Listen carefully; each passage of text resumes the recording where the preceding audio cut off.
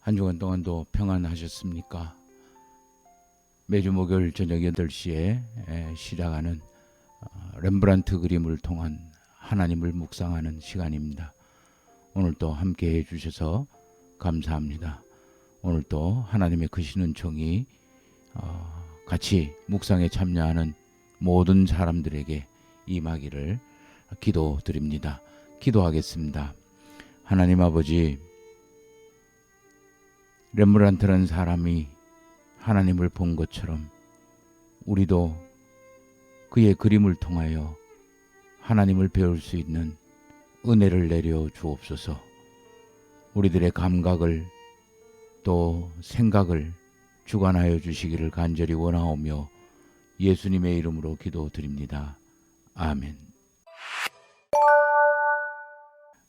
오늘 7번째 렘브란트 그림을 통한 하나님에 관한 이야기입니다.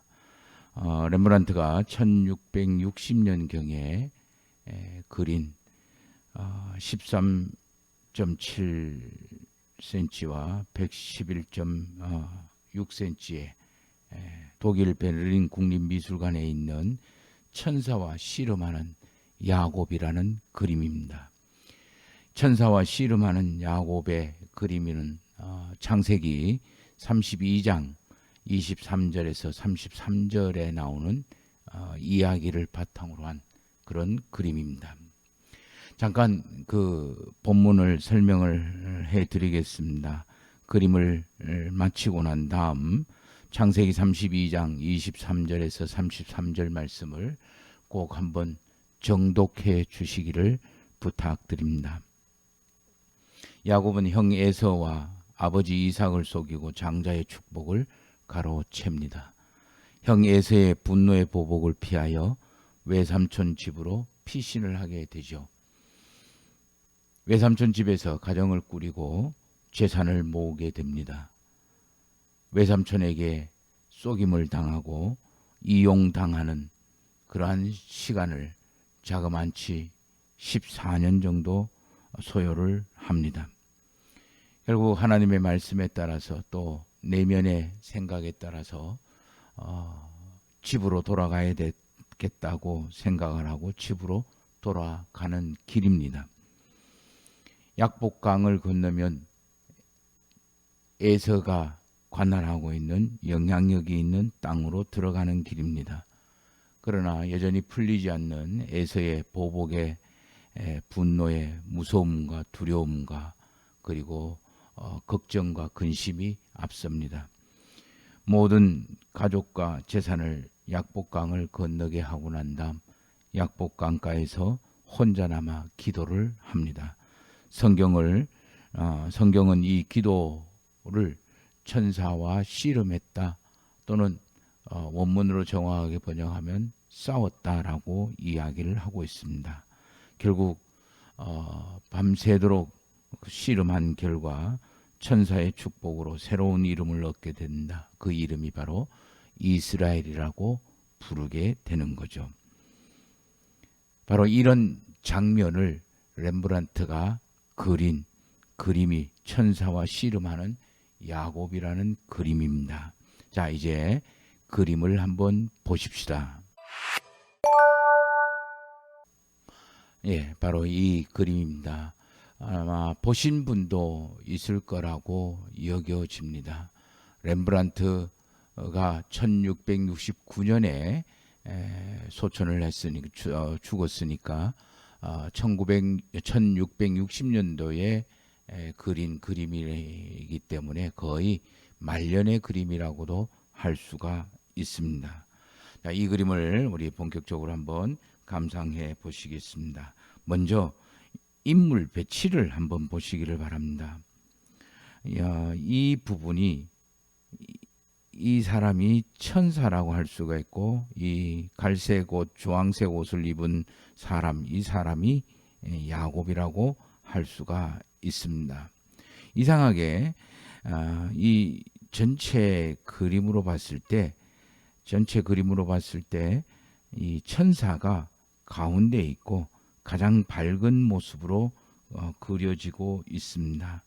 정면에 거의 가운데 가장 크게 그린 부분이 바로 천사의 모습입니다. 반면 야곱의 모습은 뒷모습을 그리고 있고 얼굴도 옆모습만 그리고 있습니다. 그리고 야곱의 천사의 그 자세는 정자세 세워져 있는 그런 모습이지만 야곱은 이렇게 비스듬한 모습으로 그려져 있습니다. 천사는 가운데 정중앙에 해당되고 있는 거죠. 그런 것으로 봤을 때 이 그림의 주인공은 야곱이 아니라 천사다라는 것을 알 수가 있습니다. 그것을 뒷받침하는 증거가 하나 더 있습니다. 렘브란트는 빛의 화가라고 했습니다. 이 그림 중에 가장 빛나는 부분이 바로 천사의 옷 부분입니다. 천사의 옷과 이 어깨와 얼굴에 관한 부분이고 그리고 이 손에 관한 부분입니다. 이렇게 봤을 때 이 그림은 바로 천사가 주인공이다, 천사가 중심이다라는 것을 이야기하고 있는지도 모릅니다. 그리고 렘브란트는 빛의 화가라고 이야기했습니다. 가장 밝게 빛나는 빛이 바로 천사의 모습이죠. 천사의 옷의 모습입니다. 그런데 이제까지 우리가 묵상했던 것처럼 거의 모두가 다 초기의 작품이나 중기까지 렘브란트의 그 빛은 항상 외부에서 이렇게 들어오는 빛이었습니다. 그러나 오늘 천사와 씨름하는 야곱의 그림은 빛이 이 가운데서 자체적으로 드러나고 있습니다. 어느 외부에서 빛이 들어오고 있는 그런 모습이 흔적들이 보이지가 않습니다. 그러므로 이 천사 자체가 빛을 발하고 있다라고 보여지는 거죠. 성경에서는 빛을 발하는 것은 오직 하나님 그 하나뿐입니다. 그래서 예수님은 나는 빛이다라고 하신 거죠. 그러므로 사실 천사라고 이야기를 하지만 사실 하나님 그 자체라고도 할 수가 있는 거예요. 렘브란트는 이 그림을 통해서 또 창세기 32장 23절에서 33절에 나오는 야곱의 약복강가에서의 기도의 주인공이 야곱이 아니라 하나님, 즉 천사로 표현되어지는 하나님이다라고 이야기를 하는 거예요. 참 놀랍지 않습니까? 우리는 성경에서 이 이야기를 접할 때마다 야곱의 집념, 야곱의 어떤 열심, 야곱이 하나님과 끝까지 싸워서 이긴다라는 어떤 그런 끈질김 이런 것들을 주로 생각을 했는데 렘브란트는 이 본문의 주인공이 야곱이 아니라 바로 하나님이다라고 이야기를 하는 거예요. 성경에 대한 새로운 눈을 뜨게 만드는 그런 장면이기도 합니다. 자, 이제 우리 그림을 인물들을 명확하게 한번 보십시다. 조금 확대를 하겠습니다. 먼저 야곱을 보겠습니다. 가운데 두고 야곱의 모습입니다. 야곱을 먼저 한번 보시기를 바랍니다. 야곱의 모습인데 이 얼굴이 야곱의 얼굴입니다. 이 얼굴이 싸움꾼의 얼굴, 치열하게 싸우는 모습이 아닙니다. 싸움을 하고 씨름을 하고 있는 애쓰는 얼굴이 아니죠. 그러나 그 표정은 아주 간절한 모습, 절박한 모습 또는 깊은 시름에 시달린 걱정과 근심을 잔뜩 안고 두려움을 잔뜩 안고 있는 그런 느낌도 줍니다. 특별히 이 야곱의 눈을 한번 보십시다. 눈이 감겨져 있습니다. 부릅뜨고 적을 향해서 또는 상대를 향해서 쳐다보고 있는 이기겠다는 집념의 눈길이 아니라 모든 것을 체념하고 모든 것을 맡기는 그런 포기의 눈길인 것 같습니다. 야곱의 손을 한번 보십시다. 이상하게 야곱의 손 한 오른손은 이 겨드랑이 천사의 겨드랑이에 파묻혀 있습니다. 그리고 왼손 역시 천사에 완전히 파묻혀 있습니다. 손이 보이지 않습니다. 잡지 않고 어떻게 싸우고 잡지 않고 어떻게 씨름을 할 수가 있겠습니까? 야곱은 이제까지 자기 손으로 모든 것들을 이루어 왔습니다. 그러나 렘브란트는 야곱의 손을 의도적으로 감추고 그리고 숨김으로 인해서 하나님에게 전적으로 맡기는 삶을 표현하고 있는지도 모릅니다. 이렇게 봤을 때 이 야곱의 모습을 보면 싸움꾼의 모습이 아니라 하나님께 기도하고 묵상하는 한 인간의 모습을 이야기하고 있는 거죠. 이제까지 야곱이라는 자기 자신의 이름처럼 다른 사람을 속이고 다른 사람의 발목을 잡고 다른 사람의 약점을 이용하는 세상적인 방법으로 살아왔던 그 손과 그 눈, 그리고 날카롭게 빛났던 그런 이익에 멀었던 그런 눈, 그 눈은 감겨지고 사라진 채로 하나님에게 모든 것을 맡기고 하나님께 모든 것을 의탁하고 있는 그런 야곱의 모습입니다. 야곱 스스로 애씀과 살아남기 위하여 처절한 모습으로 자기 자신의 것을 쟁취하며 움켜쥐면서 살아왔다고 할 수 있는 그 인생. 그러나 형 에서의 복수의 분노 앞에 맞서 싸울 수도 없고, 그렇다고 해서 자기 자신의 모든 것을 잃는 보복의 먹잇감이 될 수도 없는 진퇴양난에 이럴 수도 없고 저럴 수도 없고 막다른 골목길에 있는 그런 한 사람의 절박한 심정, 절박한 매달림, 절박한 의탁을 렘브란트는 야곱의 얼굴을 통해서 또는 야곱의 모습을 통해서 우리에게 이야기를 하고 있는 거예요. 이게 기도가 아닐까? 절박함과 애절함 또는 간절함, 그러면서 전적인 의탁, 이것이 기도다라는 말입니다.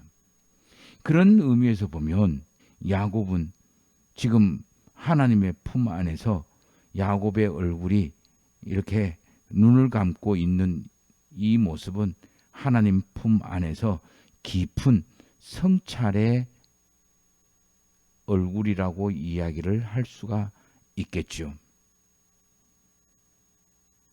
그러면서 이제까지 내가 내 힘으로, 내 손으로, 내 재주로 살아왔다라고 생각을 했는데,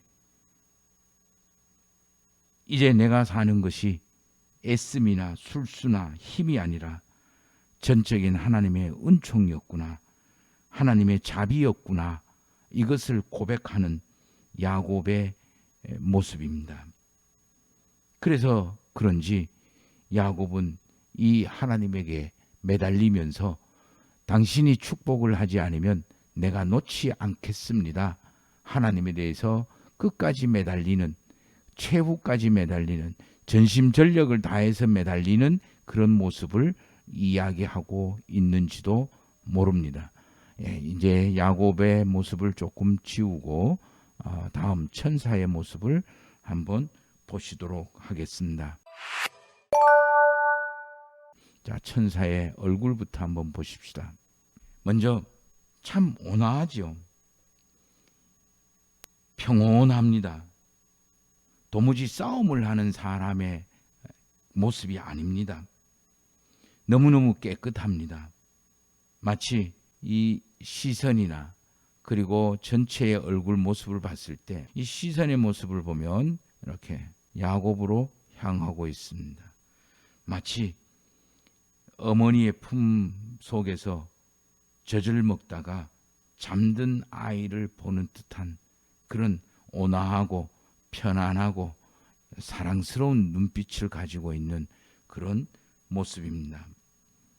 싸움의 눈빛이 아니에요. 사랑스러운 눈빛이고, 사랑하는 사람이 지쳐서 무릎 위에 쓰러져 있을 때 그 사람을 안고 사랑과 애정의 눈으로 바라보는 연인의 눈빛과 같습니다. 자, 그다음에 천사의 팔을 보십시다. 오른팔은 야곱의 어깨에, 왼팔은 야곱의 허리춤에, 그리고 우리 다리는 야곱의 기울어진 모습을 받쳐주는 듯한 그런 자세입니다. 불안한 야곱의 자세에 비교해서 천사의 자세는 너무나 안정적이고 너무나 평온하고 이 야곱의 불안함을 그대로 감싸 안고 있는 그런 모습입니다. 천사가 이야기하는 것 같습니다. 야곱아, 이제 너가 깨닫게 되는구나. 그래, 너가 이제까지 살아온 것 험악한 세월이었지만 너의 애씀이나 너의 힘이 아니었다. 앞으로 에서와의 싸움도, 에서와의 삶도 마찬가지일 거다. 이제 너의 힘으로, 너의 재주로, 너의 방법으로 살아가지 말고 내가 주는 힘으로 내가 너의 인생을 주도하게 나에게 맡기라. 그래서 이제 너의 이름을 내가 주도한다라고 이스라엘이라고 불러라, 부르겠다. 뭐 그런 의미를 이야기하고 있습니다. 이제 전체적인 모습을 한번 보십시다. 좀 전에 이야기했는 것처럼 야곱의 천사가 야곱을 안고 있는 모습입니다. 도무지 싸움의 모습이라고 할 수가 없죠. 그냥 사랑스러운 눈빛으로 마치 어머니가 아이를 안듯이 사랑하는 연인을 안고 있듯이 천사가 야곱을 안고 있습니다. 걱정과 근심이 많은, 두려움과 불안함을 가득하게 가지고 있는 야곱을 하나님이 보듬고 자비와 긍휼의 눈길로 바라보는 거예요.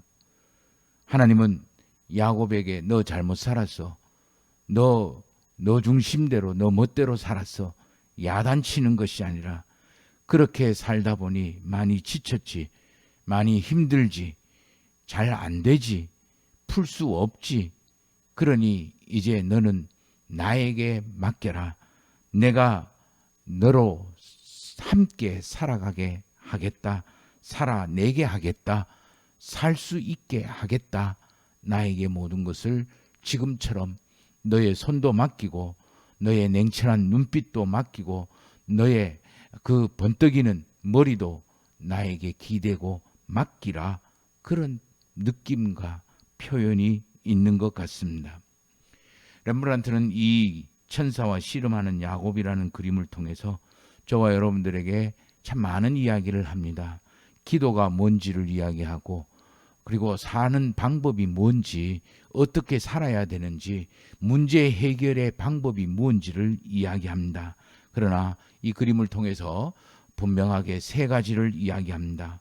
우리가 이제까지 살아왔고 지금 살아있고 살아가는 것은 내 노력이나 내 애씀의 결과물이라기보다는 하나님의 자비와 은혜의 선물이다.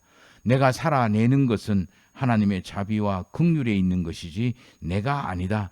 그래서 렘브란트는 이 천사를 가운데 두고 중심으로, 주인공으로 이야기하고 있는 겁니다. 이런 하나님의 자비와 긍휼을 얻기 위해서는 야곱이 기도하는 것처럼 저와 여러분들도 기도하는 거예요. 기도는 나를 돌아보고 내 안에 있는 내 본능과 내 욕망과 내 열심과 싸우는 것입니다. 하나님과 싸우기보다는 나와의 싸움이죠. 그래서 렘브란트는 야곱을 싸움꾼으로 그리는 것이 아니라 기도하고 묵상하는 표정으로 그리고 있는 이유이기도 한 겁니다. 내가 하나님과 완벽한 연합을 이루는 것은 하나님의 자비와 긍휼, 그리고 그것을 기대하고 기도하고 기다리는 나의 기도의 내면의 성찰에 있다라는 거예요. 정작 치열해야 되는 것은 이웃과의 관계가 아니라 바로 내 자신 안에 있는 본능과의 관계에서 내가 치열해야 된다라고 렘브란트는 이야기하고 있는 것입니다. 앞에서 말씀드렸는 것처럼 렘브란트는 1669년에 죽게 됩니다. 그리고 이 그림을 1660년대에 그렸다라고 이야기를 합니다. 그러고 보면 이 그림은 거의 렘브란트의 말년의 작품이라고도 할 수가 있습니다. 렘브란트의 말년은 참 비참했습니다.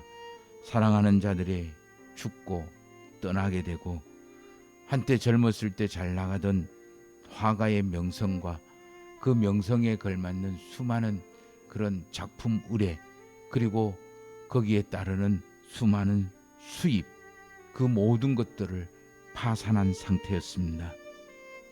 렘브란트에게 남아있는 것은 외로움과 삶의 힘든 막다른 골목길입니다.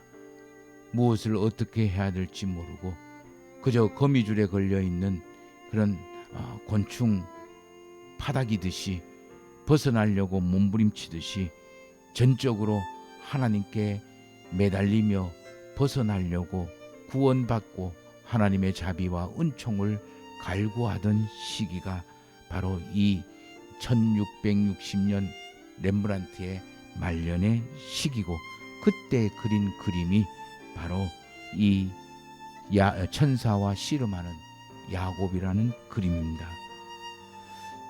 렘브란트의 모습이나 지금 우리의 모습이나 별반 다른 상황이 아닌 것 같습니다. 그렇다면 렘브란트는 오늘 천사와 씨름하는 야곱이라는 그림을 통해서 저와 여러분들이 해야 하고 할 수 있는 유일한 해결책이 하나님에게 있고, 내가 하나님에게 모든 것을 맡길 때 그 모든 삶이 풀려진다라는 것을 이야기하고 있습니다. 그래서 주 예수 그리스도를 믿으라, 그리하면 너와 내 집이 구원을 얻으리라고 베드로가 고백을 하고 선언을 하고 있는지도 모릅니다.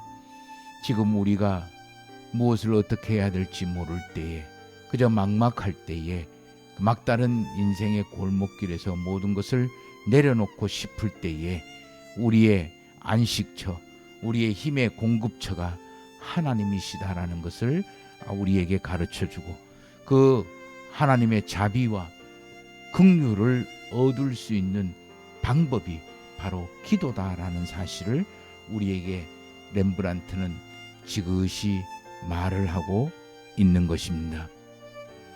어떻습니까? 렘브란트의 그림 하나가 우리에게 참 많은 것들을 이야기해주고, 어쩌면 렘브란트의 그림을 묵상하면서 저는 그런 생각을 해봅니다. 세상의 그 어떤 설교보다도 참 많은 하나님의 이야기, 하나님을 우리에게 보여주고 있다라고 생각하고 싶습니다. 이 렘브란트 그림을 통해서 이번 한 주간도 하나님이 내 삶을 주도하고 하나님이 내 인생의 열쇠라는 사실을 깨닫고 맡길 수 있는 그런 우리 성도님들이 되시기를 간절히 소망해 봅니다. 기도하겠습니다. 하나님 아버지, 우리가 온전히 주님께 모든 것을 맡기고 젖된 아이가 어머니를 쳐다보듯이, 어머니의 품에 안겨 있듯이 우리가 주님에게 안겨 있을 수 있는 한 주간이 될 수 있도록, 우리의 삶이 될 수 있도록 이끌어 주옵소서. 예수님의 이름으로 기도드립니다. 아멘. 예, 7번째 렘브란트를 통한 성경 묵상 마치도록 하겠습니다. 다음 주 목요일 8시에 8번째 렘브란트를 통한 하나님을 묵상하는 시간을 갖도록 하겠습니다. 한 주간 내내 주의 평강이 함께 하시기를 소망해 봅니다. 참 오늘은 우리 하반기 시작하는 날입니다. 상반기에 우리와 함께 하셨던 하나님께서 하반기에도 우리와 함께 하시고 동행하시고 두 손으로 두 팔로 안으시면서 보살펴 주실 것입니다. 이 믿음으로 승리하시기를 간절히 소망합니다. 수고하셨습니다.